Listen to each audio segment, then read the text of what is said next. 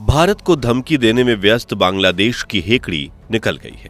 अल्पसंख्यक हिंदुओं पर अत्याचार करने वालों का साथ देने वाली यूनुस सरकार अब भारत से मदद की भीख मांग रही है।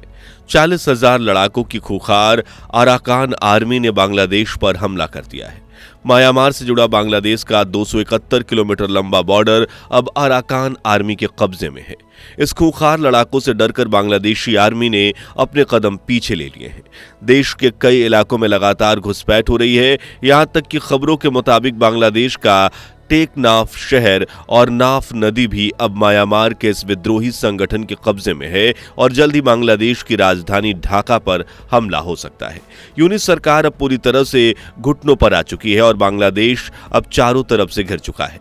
लेकिन ये अराकान आर्मी आखिर है कौन, जिसके सामने म्यांमार की जुंटा सेना ने भी हथियार डाल दिए हैं और अब इसके हमलों से डरकर बांग्लादेश सैनिक म्यांमार बॉर्डर छोड़कर भागने लगे हैं। किस तरह अपने ड्रोन हमलों से अराकान आर्मी ने बांग्लादेश को सुलगाना शुरू कर दिया है और क्यों 60,000 से भी ज्यादा रोहिंग्या मुस्लिम्स म्यांमार छोड़कर बांग्लादेश भाग आए हैं और क्या बांग्लादेश पर हुए इस हमले से भारत का कोई कनेक्शन है, जानेंगे इस वीडियो में। लेकिन उसके पहले प्लीज आप वीडियो को लाइक करके कमेंट बॉक्स में जय हिंद जरूर लिख दीजिए। याद रहे, जय हिंद का नारा लगाना हमारे लिए गर्व की बात है।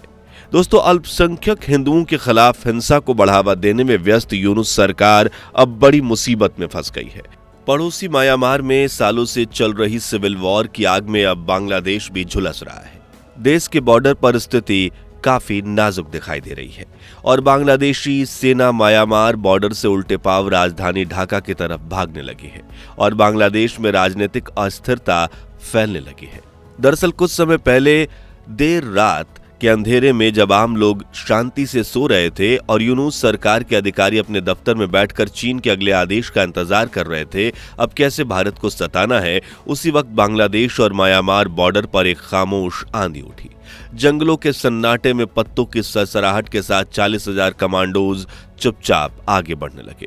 ये कमांडोज कौन थे, किसके इशारे पर आगे बढ़ रहे थे और कब हमला करने वाले थे, इन सभी सवालों के जवाब खोजने में बांग्लादेश की इंटेलिजेंस एजेंसी फेल हो गई थी और बांग्लादेशी आर्मी के जवान बॉर्डर पर आराम फरमा रहे थे। तभी उन्हें म्यांमार की तरफ से एक हलचल महसूस होती है और कुछ समझ पाते उससे पहले ही म्यांमार बॉर्डर पर वहां की तानाशाही जुंटा सरकार की आर्मी हथियार फेंककर सरेंडर कर देती है और बांग्लादेश का 271 किलोमीटर लंबा बॉर्डर अराकान आर्मी के कंट्रोल में आ जाता है और फिर शुरू होते हैं बांग्लादेश के रिहायशी इलाकों पर भयंकर हमले। लेकिन ये अराकान आर्मी है कौन, चलिए जानते हैं। बात है साल 2009 की, जब म्यांमार के रखाइन प्रांत में रहने वाले रोहिंग्या मुसलमान वहां के बुद्धिस्ट लोगों से भिड़ने लगे। इस इलाके में 30% रोहिंग्या मुसलमान रहते थे जबकि 60% आबादी बुद्धिस्ट लोगों की थी। इसलिए रखाइन को हमेशा बुद्धिस्ट लोगों का प्रांत माना जाता था, लेकिन रोहिंग्या मुसलमान उसे अपना इलाका मानते थे, इसलिए उन दोनों के बीच गर्मागर्मी बढ़ने लगी थी। दूसरी तरफ म्यांमार में चल रही सिविल वॉर से भी बुद्ध लोगों को काफी चुनौती का सामना करना पड़ रहा था। इसलिए साल 2009 में रखाइन के बुद्धिस्ट लोगों ने अपनी अराकान आर्मी की स्थापना की, जिसमें शुरुआत में सिर्फ 100 सैनिक थे, लेकिन धीरे धीरे इस विद्रोही संगठन ने अपना विस्तार करना शुरू किया और म्यांमार सरकार के खिलाफ भी कई युद्ध लड़े। मगर फिर आया साल 2021 जब म्यांमार की जुंटा सेना ने वहां की सरकार का तख्ता पलट कर दिया और बनाई नई जुंटा सरकार, जिससे अराकान आर्मी बिल्कुल खुश नहीं थी। लेकिन उन्होंने जुंटा सरकार के खिलाफ तुरंत हथियार नहीं उठाए, बल्कि सरकार के विरोध में काम कर रहे संगठन नेशनल यूनिटी गवर्नमेंट का हिस्सा बने और साल 2023 में अराकान आर्मी और बाकी विद्रोही गुटों ने म्यांमार सरकार के खिलाफ जंग छेड़ दी और अराकान आर्मी का सबसे बड़ा मकसद था अपने रखाइन प्रांत को आजादी दिलवाना। ये म्यांमार का वही इलाका है जो बांग्लादेश के साथ 271 किलोमीटर की सरहद साझा करता है। पिछले कई दिनों से रखाइन प्रांत में म्यांमार की सैन्य सरकार और अराकान आर्मी के बीच महायुद्ध चल रहा था, लेकिन अब खबर आ रही है कि अराकान आर्मी ने म्यांमार सेना के आखिरी बॉर्डर बीज-5 को अपने कब्जे में ले लिया है। अराकान के सामने जुंटा सेना ने आत्मसमर्पण कर दिया है, जिससे यूनुस सरकार खौफ में आ चुकी है। दरअसल अराकान के मिलिटेंट्स जितने म्यांमार सरकार पर भड़के हैं, उससे भी ज्यादा गुस्सा उन्हें बांग्लादेश की यूनुस सरकार से है। उन्होंने ये आरोप लगाया कि पिछले कई महीनों में म्यांमार की सैन्य सरकार बांग्लादेश सरकार और जिहादी समूह के साथ मिलकर रखाइन की सरहद पर रहने वाले बुद्धिस्ट लोगों पर अत्याचार कर रहे थे और अब अराकान आर्मी ने रोहिंग्या मुसलमानों पर भी हमला शुरू कर दिया है, क्योंकि वो रोहिंग्या मुसलमानों को अवैध बांग्लादेशी प्रवासी मानते हैं जो म्यांमार के बुद्ध लोगों का उनका देश छीनने में अत्याचार कर रहे हैं। इसलिए म्यांमार के कई विद्रोही गुटों के हमलों से बचाते हुए करीब 60,000 रोहिंग्या मुसलमान म्यांमार छोड़कर बांग्लादेश भाग आए हैं, जबकि बांग्लादेश में पहले से ही 12 लाख रोहिंग्या मुस्लिम्स थे।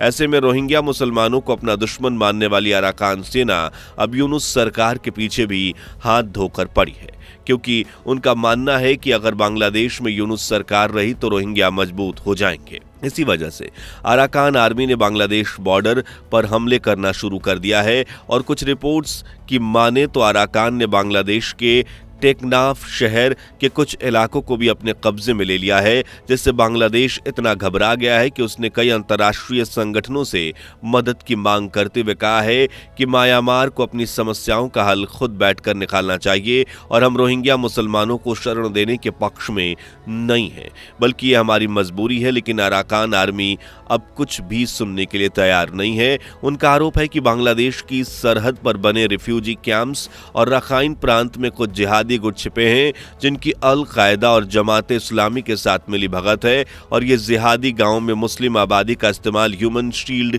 के रूप में कर रहे हैं। उन्होंने वहां के मुसलमानों से गैर मुस्लिम आबादी यानी बौद्ध और हिंदुओं से लड़ने के लिए कहा है और बांग्लादेश की सरकार को सीमा पर बौद्ध और हिंदुओं के खिलाफ होने वाले इन अत्याचार के बारे में अच्छी तरह से पता है, लेकिन उसने इनकी सुरक्षा की परवाह नहीं की और जिन जिहादी गुटों को अपने रिफ्यूजी कैंप में बढ़ने दिया। लेकिन अब हम इन जिहादियों को नहीं छोड़ेंगे, इसलिए उन्होंने बांग्लादेश के बॉर्डर पर ड्रोन से हमला करना शुरू कर दिया है और कुछ इलाकों में अराकान आर्मी के खूंखार सैनिक भी घुसकर बांग्लादेशी सेना पर हमला कर रहे हैं। दूसरी तरफ बांग्लादेशी सेना इन सैनिकों के सामने बेहद कमजोर साबित हो रही है।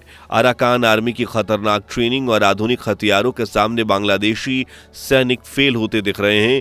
ये सिर्फ बांग्लादेश के लिए अपमानजनक बात नहीं है, बल्कि उनकी राष्ट्रीय सुरक्षा के लिए खतरे की घंटी भी है, क्योंकि म्यांमार बॉर्डर के पास बांग्लादेश के चट्टोग्राम इलाके को कब्जे में करने के बाद अराकान के 40,000 खूंखार जवानों का अगला कदम होगा ढाका की तरफ, क्योंकि वो मोहम्मद यूनुस की सरकार गिराना चाहते हैं ताकि वहां बुद्ध और हिंदू अल्पसंख्यकों पर हो रहे अत्याचार रुक सकें।